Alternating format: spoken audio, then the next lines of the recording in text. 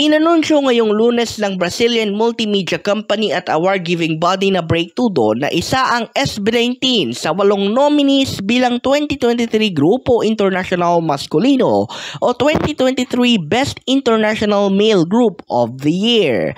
Sa mga litratong ating nakuha galing sa mismong official voting platform ng nasabing multimedia firm, makakalaban ng SB19 ang 5 Seconds of Summer, Big Time Rush, ang Latino boy band na CNCO at ang mga South Korean juggernauts na EXO, 17, Stray Kids at TXT. Bukas na rin ang votation period para sa mga nagnanais maglapag ng kanilang napupusuan. Hanggang 5 beses bawat araw po pwedeng bumoto ang sinuman sa pamamagitan ng mismong official voting platform ng Breaktudo at gayon din ang magiging patakaran sa mga social media votes gamit ang X o yung dating kung tawagin ay Twitter. Ang kailangan lamang na gawin ay i-hashtag ang kanilang paboritong artista at kasama dyan ang hashtag Breaktudo Awards.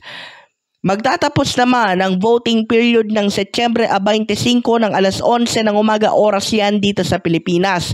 At ang mismong awards night ay mangyayari naman Oktubre 25 at i-air ito sa mga terrestrial at digital platforms ng Brazil na Bon Brazil Play, Telemilenio at ng Yeka TV.